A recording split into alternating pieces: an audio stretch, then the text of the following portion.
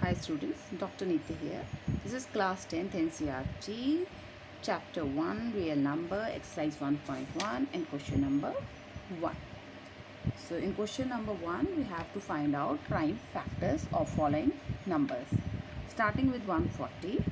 140 is first divisible by 2. Answer is 70. 70 को 2 से divide किया, आंसर इज 35. 35 को 5 से डिवाइड किया, आंसर इज 7 एंड 7 को 7 से डिवाइड किया, देन आंसर इज 1. लास्ट में 1 आना ज़रूरी होता है. So prime factors of 140 are 2 into 2 into 5 into 7. और इसे हम ऐसे भी लिख सकते हैं 2 whole square multiply by 5 multiply by 7. Now second part we have 156. 156 भी 2 से डिविजिबल है, 2 से डिवाइड किया, आंसर इज 78. 78 को अगेन 2 से डिवाइड किया, आंसर इज 39. 39 को 3 से डिवाइड किया, आंसर इज 13 एंड 13 को 13 से डिवाइड किया जो एक प्राइम नंबर है, आंसर इज 1. तो 156 के प्राइम नंबर्स क्या हुए 2 into 2 into 3 into 13. Again we have square of 2, तो हम लिख सकते हैं 2 square multiply by 3 multiply by 13. Next question is 3825. 3825 is divisible by 3. अगर आपको डिविजिबिलिटी रूल्स आते हैं तो very good, otherwise hit and trial करना पड़ेगा. 3 से डिवाइड किया, आंसर इज 1275. अगेन 3 से डिविजिबल है, answer is 425.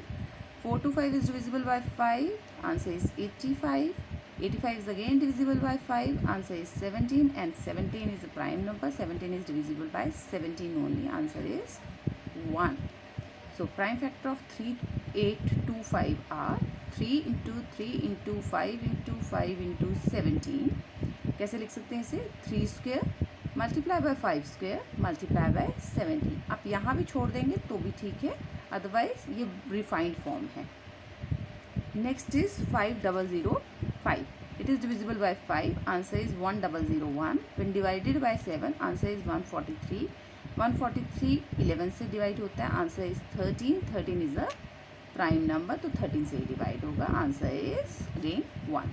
So prime factor of 5005 are 5, 7, 11 and multiply by 13. Next we have, this is last question, 7429.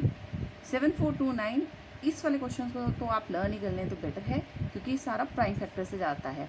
तो 17 से डिवाइड होने के बाद आंसर है 437. 19 से डिवाइड होने के बाद आंसर है 23 एंड 23 से डिवाइड होने के बाद आंसर है 1. So prime factorization of 7428 is 70 into 19 into 23. Bye for now.